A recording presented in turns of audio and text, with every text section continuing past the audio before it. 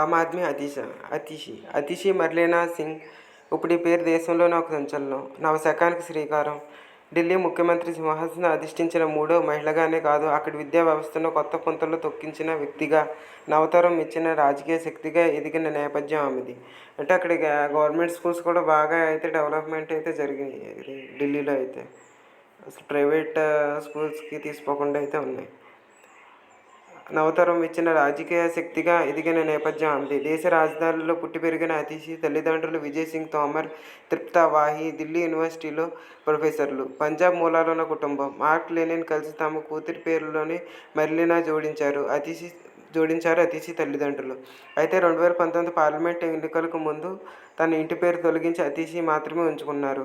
ప్రజలు నా పని గురించి మాట్లాడాలి, నా వారసత్వం గురించి కాకూడదని భావించి ఆ నిర్ణయం తీసుకున్నా అని ఓ సందర్భంలో ఆమె పేర్కొన్నారు. రేసులో ముందు ఢిల్లీ కేబినెట్లో ఒకే ఒక్క మహిళా మంత్రి అతిషి. సుదీర్ఘ రాజకీయ ప్రస్థానం లేకపోయినా తొలిసారి మంత్రి పదవి చేపట్టిన ఆమె ఎంతో పరిణితి కనబరిచారు. కల్కాజీ నియోజకవర్గం నుంచి గెలుపొంది అసెంబ్లీలో అడుగుపెట్టిన ఆమెకు రాజకీయ గురువు ఆమ్ ఆద్మీ పార్టీ అధినేత కేజ్రీవాల్. అవినీతి ఆరోపణలపై గత మార్చిలో ఆయన అరెస్ట్ అయిన నాటి నుంచి అతిషి ఢిల్లీ రాజకీయాల్లో కేంద్ర బిందువయ్యారు.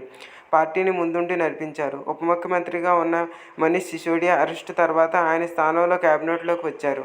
ప్రస్తుతం అతిషి 14 శాఖలు పర్యవేక్షిస్తున్నారు.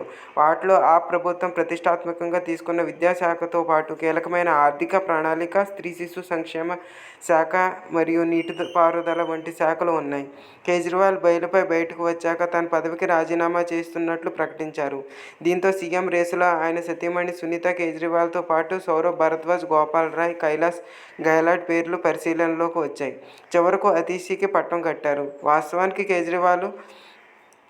కేజ్రీవాల్కు జైలు వెళ్ళినప్పుడు ఆయన వారసురాలుగా అతిషి పేరే వినిపించింది. అయితే జైలు నుంచి పరిపాలిస్తానని కేజ్రీ ప్రకటించడంతో నాడు ఆ ఊహాగానాలకు తెరపడింది. ఎందుకింత ప్రాధాన్యం? అటు పార్టీలో, ఇటు ప్రభుత్వంలో నంబర్ 1, నంబర్ 2 ఉన్న కేజ్రీవాల్, మనీష్ సిసోడియా అరెస్టులతో గందరగోళం ఏర్పడింది. ఇలాంటి విపత్కర పరిస్థితుల్లో ప్రభుత్వాన్ని నడిపించేదెవరో అన్న చర్చ మొదలైంది. ఆ సమయంలో అన్నీ తానే ముందుండి ప్రజలకు, కార్యకర్తలకు ధైర్యాన్నిచ్చారు. అతిషి వాగ్దాటి ప్రత్యర్థుల నోటికి తాళాలు వేయడంలో ఆమె దిట్ట. కేజ్రీపై ప్రతిపక్ష పార్టీ ఆరోపణలు, విమర్శలను సమర్థవంతంగా తిప్పికొట్టారు. తద్వారా పార్టీ శ్రేణుల్లో ఉత్సాహం నింపారు. సహచార మంత్రి సౌరభ్ భరద్వాజ్తో కలిసి పాలన గాడి తప్పకుండా చూసుకున్నారు. అదే సమయంలో లోక్సభ ఎన్నికలకు పార్టీని సమాయత్తం చేశారు. నిత్యం జనం మధ్యలోనే ఉంటూ సాధ్యమైనన్ని సమావేశాలు పెట్టి అరెస్టులతో మసకబారిన ఆ ప్రతిష్టను నిలబెట్టే ప్రయత్నం చేశారు. ప్రజల్లో పార్టీకి మద్దతు కూడగట్టేందుకు శ్రమించారు. హర్యానా నుంచి ఢిల్లీకి రోజు 100 మిలియన్ల గ్యాలన్ల నీటిని విడుదల చేయకపోవడంతో గత జూన్లో నిరాహార దీక్షకు దిగారు. ఆరోగ్యం క్షీణించి ఆసుపత్రి పాలయ్యారు. పార్టీని పటిష్టం చేసి సుస్థిర పాలన అందించడానికి, ఎంతటి ఒత్తిడినైనా భరించడానికి, ఎలాంటి సవాళ్లనైనా స్వీకరించడానికి ఎప్పుడూ సిద్ధంగా ఉండటం అతిషి బలం. విద్యా విధానంపై చెరగని ముద్ర. ఆప్లో అందరికంటే ఉన్నత విద్యావంతురాలు అతిషి. 2015లో నాటి విద్యాశాఖ మంత్రి సిసోడియాకు సలహాదారులుగా వ్యవహరించడం వల్ల ఆ శాఖపై ఆమెకు పట్టు దొరికింది. ప్రభుత్వ విద్యా వ్యవస్థలో మార్పును కేజ్రీవాల్ ప్రభుత్వం ఎంతో ప్రతిష్టాత్మకంగా తీసుకుంది. ఆ క్రమంలో నూతన విద్యా విధానం రూపకల్పనలో సిసోడియా సలహాదారునిగా అతిషి కీలక పాత్ర పోషించారు. ముఖ్యంగా ప్రభుత్వ పాఠశాలల్లో మౌలిక సదుపాయాలు అభివృద్ధి, మెరుగైన పాఠ్య ప్రణాళికలను రూపొందించడంలో ఎంతో పురోగతి సాధించారు. విద్యార్థుల్లో నైపుణ్యాభివృద్ధితో పాటు విలువలను నేర్పేందుకు కృషి చేశారు. ఒక రకంగా ఢిల్లీ ప్రభుత్వ పాఠశాలల్లో ముఖచిత్రాన్ని మార్చిన ఘనత ఆమెదే. మంత్రిగా బాధ్యతలు చేపట్టాక ఈ అనుభవం కలిసి వచ్చింది. 7 ఏళ్లు శ్రమించారు. అతిషి మొదటి నుంచి చదువులో టాప్. ఢిల్లీ స్ప్రింగ్డేల్ స్కూల్లో ప్రాథమిక విద్యాబోధన తర్వాత సెయింట్ స్టీఫెన్స్ కాలేజ్లో హిస్టరీతో డిగ్రీ 2001లో పూర్తి చేశారు. స్కాలర్షిప్పై ఆక్స్ఫర్డ్ యూనివర్సిటీలో మాస్టర్స్ చదివారు.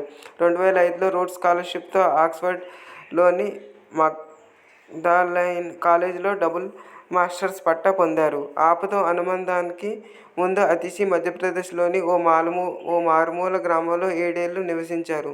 అక్కడ ఓ స్వచ్ఛంద సంస్థతో కలిసి సేంద్రియ సాగు, ప్రగతిశీల విద్యా విధానం అధ్యయనం చేశారు. పలు ఎన్జిఓలతో కలిసి పనిచేశారు. ఆ తర్వాత ఆప్ సిద్ధాంతాలు, ఆశయాలు నచ్చి అధినాయకత్వంలో తో కలిసి ప్రయాణం మొదలుపెట్టారు. 2013 అసెంబ్లీ ఎన్నికల్లో మేనిఫెస్టో డ్రాఫ్టింగ్ కమిటీలో సభ్యురాలయ్యారు. పార్టీ విధాన రూపకల్పనలో కీలకంగా వ్యవహరించారు. తనపై నమ్మకం ఉంచి అవకాశం ఇచ్చిన ప్రతిసారీ ఆమె తన సామర్థ్యాన్ని నిరూపించుకున్నారు. అందుకే సీఎం ఎవరిని నిర్ణయించే క్షణంలో అధినేత ఆమె పక్షాన నిలిచారు.